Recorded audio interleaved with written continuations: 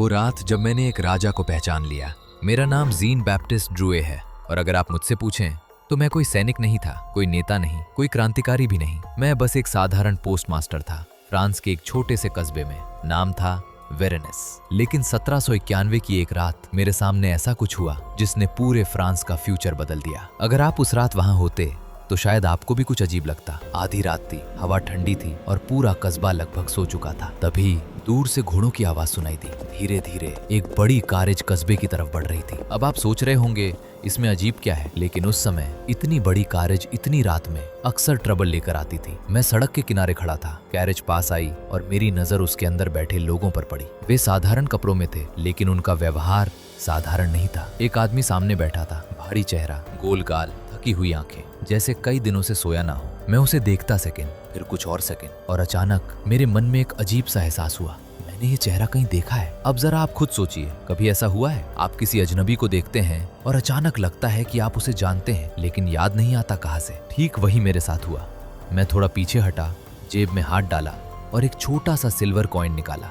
अब उस सिक्के पर जो चेहरा बना था वो फ्रांस में सबसे ज्यादा पहचाना जाने वाला चेहरा था, किंग लुई 16वां। मैंने सिक्के को देखा, फिर कारेज में बैठे आदमी को देखा, फिर कॉइन, फिर चेहरा। उस पल मेरी धड़कन तेज हो गई। नहीं, मैंने धीरे से कहा, ये पॉसिबल नहीं है। लेकिन सच अक्सर वही होता है जिसे हम मानना नहीं चाहते, क्योंकि उस कारेज में बैठा आदमी कोई साधारण ट्रेवलर नहीं था, वो था किंग लुई 16वां। और अब जरा यहाँ रुकिए, क्योंकि कहानी का सबसे बड़ा सवाल यही है।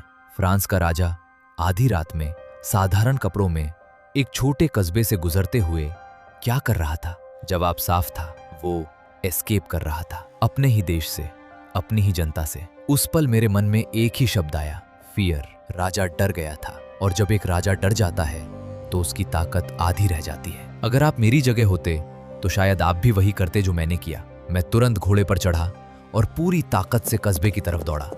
मैं चिल्ला रहा था, कैरेज रोको, किंग भाग रहा है। कुछ ही मिनटों में वेरेन के पुल पर सैनिक खड़े थे। कैरेज रुक गई। अब कहानी कुछ देर के लिए मेरे हाथ से निकल जाती है, क्योंकि उस पल इतिहास खुद बोल रहा था। एक सैनिक आगे आया, उसने कारेज के अंदर देखा और पूछा, आप कौन हैं? कुछ पल की खामोशी, फिर उस आदमी ने धीरे से कहा, हम यात्रा कर रहे हैं। लेकिन अब बहुत देर हो चुकी थी, क्योंकि कस्बे के लोग धीरे धीरे जमा होने लगे थे। किसी ने फुसफुसाया, ये किंग है। और उसी क्षण सब कुछ बदल गया। राजा की ताकत उसका महल नहीं था, उसकी सेना भी नहीं। उसकी असली ताकत थी लोगों का विश्वास। और उस रात वो विश्वास टूट गया। अगली सुबह किंग लुई 16वां और उसका परिवार वापस पेरिस ले जाए गए, लेकिन अब कोई उनका स्वागत करने नहीं आया। लोग सड़क के किनारे खड़े थे, खामोश, बस देखते हुए, क्योंकि अब उनके सामने कोई पावरफुल राजा नहीं था। एक आदमी था जो एस्केप करते हुए पकड़ा गया था।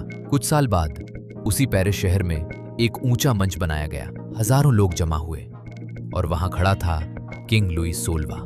एक लोहे की धार ऊपर उठी, कुछ सेकंड की खामोशी, फिर सब खत्म। और कभी कभी जब मैं उस रात के बारे में सोचता हूं तो मुझे लगता है इतिहास बहुत अजीब होता है, क्योंकि कभी कभी एक पूरी किंगडम गिर जाती है सिर्फ इसलिए क्योंकि किसी ने एक कॉइन देखा और एक चेहरा पहचान लिया।